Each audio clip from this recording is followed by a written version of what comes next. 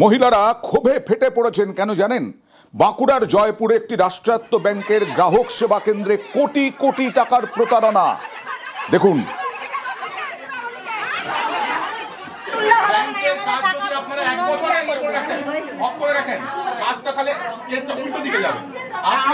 আপনারা কমপ্লেন করেছেন আমার কাছে, আমি কেস স্টার্ট করেছি, আসামি অ্যারেস্ট করেছি, আসামি গেছে কোর্টে, টাকা আমরা রিকভারি করব। ঠিক আছে, সেটাই কি হবে? ভুয়ো রসিদ দিয়ে জালিয়াতির অভিযোগ, প্রতারিত শতাধিক গ্রাহক। পুলিশ বলছে আসামিকে অ্যারেস্ট করেছে, আসামিকে জেলে আদালতে পাঠানো হয়েছে। কে আসামি? ব্যাংকের মধ্যেই কেউ, গ্রাহক সেবা কেন্দ্রেই কেউ। বাঁকুড়ার জয়পুরে প্রতারিত শতাধিক গ্রাহকরা কি বলছেন দেখুন। আমাদের ব্যাংকে টাকা জমা দিয়ে টাকাগুলো চুরি করে নিয়ে যায় সেই জয়পুর ব্যাংকে, ছাকা করেছিল গোপান্নে করে। এরা চোরগুলোকে ওখানে বসে রেখেছিল, দিয়ে আমাদের টাকাগুলো 2 বছরের টাকা লোন শোধ করে টাকা 3,80,000 এবং কি 2 বছরের সুদ সমেত টাকা সব ওরা নিয়ে পালিয়ে গেছে। তুমি কাজ করো, তোমার 50,000 হয়েছে, তুমি ফিস করে দাও। একদিন ফিস করে দিয়ে গেল, দিয়ে 5 বছর দিয়ে 5 মাস হচ্ছে, দিয়ে এবার আমি বলছি তাহলে দেখে আসি গে, দিয়ে দেখছি না টাকা নাই। এই যে 3 জনকে গ্রেফতার করা হয়েছে, এই 3 জন কারা কথা বলবো প্রতিনিধি দেবব্রতর সঙ্গে। পুলিশও বলছে আসামিকে গ্রেফতার করা হয়েছে এবং তাদেরকে আদালতে পাঠানো হয়েছে। কারা তারা? দেবব্রত, একদমই দেখো, এই আসামি সঞ্জয়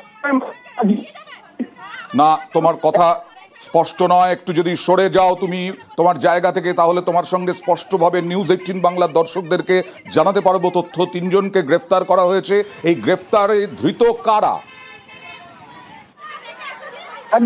একদমই দেখো, এই তিনজন হচ্ছে সিএসপির কর্মী। অর্থাৎ যে রাষ্ট্রায়ত্ত ব্যাংক রয়েছে সেই ব্যাংকের গোপালনগর যে সিএসপি রয়েছে, সেই সিএসপির সঞ্জয় মাঝি, তুফান হাসি ও বিশ্বনাথ দাস। যেটা অভিযোগ, এদের ওপর ভরসা করেছিল এলাকার কয়েকশো মানুষ। তারা কিন্তু তাদের রুজি রুটি, অর্থাৎ গরিব মানুষ রয়েছে 200 টাকা লেবারের কাজ করে, সেই টাকা এনে জমা করেছিল। কেউ স্বনির্ভর গোষ্ঠী, সেই স্বনির্ভর গোষ্ঠীর লক্ষ লক্ষ টাকা সেখানে জমা করেছিল, কিন্তু সেই টাকা মেন ব্রাঞ্চে জমা পড়েনি। তাদের ভুয়ো রিসিভ দেওয়া হতো, দিনের পর দিন তাদের এইভাবে প্রতারিত করেছে। অর্থাৎ কদিন আগে যখন একটি স্বনির্ভর গোষ্ঠী তাদের সেই লোনের টাকা পরিশোধ করেছে, নতুন লোন নেওয়ার জন্য অ্যাপ্লাই করেছে, তখন মেন ব্রাঞ্চে যখন আসে তখন দেখে তাদের পুরনো যে লোন তা শোধ হয়নি। অথচ তারা বলছে তাদের কাছে রিসিভ রয়েছে, 3,24,000 টাকা দিয়েছে এবং শোধ করেছে। তারপরেই কিন্তু এক কান দুকান হতে চাউর হয়ে যায় ঘটনা। এরপরেই সকলেই যে দেখে সকলের অবস্থা একই, যেমনটা অভিযোগ করা হচ্ছে প্রায় কয়েক কোটির কাছাকাছি যাবে এই সংখ্যা। গরিব গুরব মানুষদের টাকা মেরে এখন তারা ধৃত। ডেপুটি ম্যানেজার কি বলছেন দেখুন, তারপর দেবব্রত আরো একবার আসবো তোমার কাছে। আমার অথরিটি কিছু নেই, শাখা বন্ধ হলো 1 মাস থেকে বেশি হয়ে গেছে। তো এনাদের কেন জমা করলে আমি বুঝতে পারছি না। টাকা জমা করবে, তারপরে নেক্সট আপডেট করবে পাসবুকে, করলো এনাদের। এই কেস তো 1 মাস আগে চালু হয়েছে, তারপরে সব লোক আসছে, শাখা অফিসে হেড লোক আসলে তারপরে আপনাদের। এখানে কোথাও দেখলাম না বলতে ডেপুটি ম্যানেজারকে যে টাকার ব্যবস্থা করে দেওয়া হবে, এরা ঠকবেন না। কিন্তু পুলিশ বলছে দেবব্রত যে টাকা ফেরানোর দায়িত্ব তাদের। কিভাবে? একদমই দেখো, আজ যখন গ্রাহকরা তারা বিক্ষোভ দেখাতে শুরু করে, একেবারে ব্যাংকের ভেতরে ঢুকে যায় ঠিক বিক্ষোভ ঘটানোর জন্য, কিন্তু জয়পুর থানার ওসি তিনি নিজে বলেন তাদের টাকা ফেরত দেওয়ার ব্যবস্থা করা হবে, তারা থানায় এসে যেন কমপ্লেন করা হয়। অথচ ম্যানেজার তিনি বলছেন, যে ডেপুটি ম্যানেজার তিনি বলছেন ম্যানেজার ইতিমধ্যেই নেই, অর্থাৎ তিনি এই বিষয়ে কোনো কথা বলতে পারবেন না।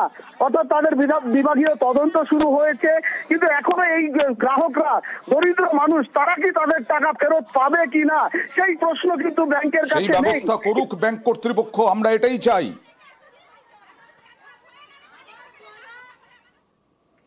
আর জাল পাসপোর্ট চক্রে ইডি আজকে 3 জনকে গ্রেফতার করেছে চাকদা থেকে। 2 ভাই এবং তাদের বাবা, 3 জনকে গ্রেফতার করেছে চাকদা থেকে।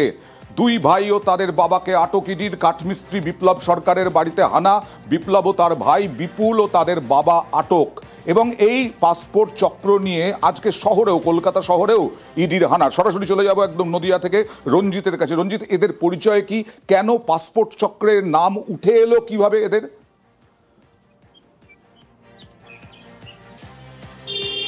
দেখো, চাকদা পাড়ারি গ্রামের বাসিন্দা বিপ্লব সরকার, বিপুল সরকার, এদের বাড়িতে আজ সাত সকালে ইডি হানা দেয় এবং মূলত পাসপোর্ট জালিয়াতি মামলায় এদের বাড়িতে আসে ইডি আধিকারিকরা এবং সেখানে তাদের যে পাসপোর্ট রয়েছে সেই পাসপোর্টের পাশাপাশি যে নথিপত্র সবটাই খতিয়ে দেখে ইডি আধিকারিকরা।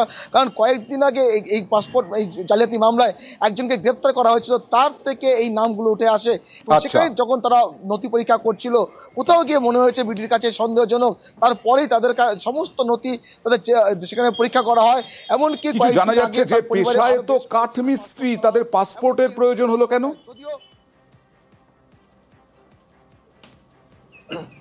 দেখো, শুধুমাত্র কাঠমিস্ত্রি বিপ্লব সরকার নয়, তার ভাই বিপুল সরকার, তিনিও রাজমিস্ত্রির কাজ করেন, তার বাবা দিনমজুরের কাজ করেন, এমনটাই দাবি করা হয়েছে। কিন্তু তাদের পাসপোর্ট রয়েছে এবং স্থানীয় সূত্রে জানতে পারা যাচ্ছে যে বিপ্লব সরকার মাঝে মাঝে বাংলাদেশ যাতায়াত করতেন। তবে পরিবারে বেশ কয়েকজনের পাসপোর্ট সম্প্রতিকালে করা হয়েছে এবং তাদের যে পাসপোর্ট করা হয়েছে সেই পাসপোর্টে যে নথি জমা করা হয়েছিল সেই নথি মূলত পরীক্ষা করে দেখছে ইডি আধিকারিকরা এবং তারা যখন দীর্ঘক্ষণ তাদের বাড়িতে বসে সমস্ত কিছু দেখে, তার পরবর্তী সময়ে দুই ভাই এবং তার বাবাকে ইডি আটক করে কলকাতা অফিসে নিয়ে যায় এবং ইডি সূত্রে যা জানতে পারছে তাদের জিজ্ঞাসা করে জানার চেষ্টা করছে যে পাসপোর্ট জালিয়াতির ক্ষেত্রে এদের কোনো চক্র কাজ করেছে কিনা বা কার কাছে তারা সমস্ত নথি জমা দিয়েছিল বা এদের মধ্যে কেউ যুক্ত রয়েছে কিনা, সবটাই খতি দিচ্ছে ইডি। ওকে, কি জিজ্ঞেস করলো এসে? ওনারা পাসপোর্ট করছে, কি জাল পাসপোর্ট? জাল পাসপোর্ট না, ওগুলো তো অরিজিনাল পাসপোর্ট। কার কার পাসপোর্ট? ওদের সবার। ওদের বলতে কাদের? আমার যা ভাসে ছেলে মেয়ে ওদের সবার। আপনার স্বামী? না, আমার স্বামী নেই। ওদের সবাই কি নাম? বিপুল সরকার। আপনার সবাই পাসপোর্ট নেই? পাসপোর্ট আছে কিন্তু মার হয়ে গেছে। না, এই যে তিনজনকে নিয়ে গেল, এটা কারা? এই তিনজন নিয়ে গেল, গভর্নমেন্ট অফিসে তিনজনকে তো নিয়ে গেল, এটা কারা? আমার শ্বশুর, আমার ভাসুর, আমার ভাই। এসছিল কি কারণে তদন্ত করতে? এটা কি বললো? পাসপোর্টের কারণে। আর যেটা বলছিলাম, কলকাতাতেও ইডির হানা, বিশেষ করে আনন্দপুরে পাসপোর্ট অফিসে ইডির হানা। আনন্দপুরে পাসপোর্ট অফিসে ইডির হানা শুধু নয়, ওই অঞ্চলে বিভিন্ন দোকানেও জিজ্ঞাসাবাদ করলো ইডি দপ্তরের ইডির আধিকারিকরা জিজ্ঞাসাবাদ করেছেন। তথ্য তালাশ আনন্দপুরে পাসপোর্ট অফিসে। সরাসরি চলে যাব রৌনকের কাছে। রৌনক, ইডি পাসপোর্ট অফিসে গেল, কিন্তু তারপরেও নাকি বিভিন্ন দোকানেও জিজ্ঞাসাবাদ করা হয়েছে। দেখো, একেবারে একদিকে যেমন আনন্দপুরে যে পাসপোর্ট সেবা কেন্দ্র, সেখানে এনফোর্সমেন্ট ডিরেক্টরেটের আধিকারিক একটি টিম রয়েছে এবং যে আজাদ মল্লিককে গ্রেফতার করা হয়েছিল, তারপরে এই পাসপোর্ট জালিয়াতি কাণ্ড ইডির সামনে আসে। একাধিক জনের নাম ইডির সামনে এসেছিল। আর চাকদা থেকে এই বিপ্লব সরকারকে গ্রেফতার করা হয়েছে এবং মূল যে প্রাথমিক ধাপ, যেভাবে পাসপোর্ট অনলাইনে অ্যাপ্লাই করা হয়, সেরকম বেশ কয়েকটি দোকান ইডি স্ক্যানার রয়েছে। তোমায় দেখাবো সরাসরি ছবিটি। সেরকম একটি দোকান, ঠিক পাসপোর্ট যে সেবা কেন্দ্র তার বিপরীত দিকে একটি দোকান রয়েছে। সেখানে এনফোর্সমেন্ট ডিরেক্টরেট আধিকারিক যারা রয়েছেন তারা ভেতরে প্রবেশ করেছেন। দোকানের যে হার্ড ডিস্ক, যেখানে এই তথ্যগুলো রয়েছে, কাদের কাদের পাসপোর্ট এখান থেকে অ্যাপ্লাই করা হয়েছিল, এই দোকানটিকে কিন্তু ইডির তরফ থেকে সাসপিসিয়াস হিসেবে তারা চিহ্নিত করেছে এবং বেশ কিছুক্ষণ ধরে, প্রায় 1 ঘন্টার বেশি সময় ধরে দোকানের প্রত্যেক কটি হার্ড ডিস্কের তথ্য তারা খতিয়ে দেখছে আদতেও এখান থেকে এরকম ভুয়ো পাসপোর্ট অ্যাপ্লাই করা হয়েছিল কিনা। যেহেতু ইডির তদন্তে এরকম আরো বেশ কয়েকটি দোকান রয়েছে এবং মিডল ম্যানেরা রয়েছে যাদের হাত ধরে এই ফেক পাসপোর্ট বা ভুয়ো পাসপোর্ট তৈরি করা হতো এবং এই আজাদ মল্লিক, বিপ্লব সরকার, এদের মাধ্যমেই এই বড় একটা চক্র চলতো। ইতিমধ্যে একদিকে যেমন পাসপোর্ট সেবা কেন্দ্রে ইডির একটি টিম রয়েছে, অন্যদিকে ঠিক পাসপোর্ট সেবা কেন্দ্র বিপরীতের এই দোকানেও কিন্তু তারা তল্লাশি অভিযান চালাচ্ছে।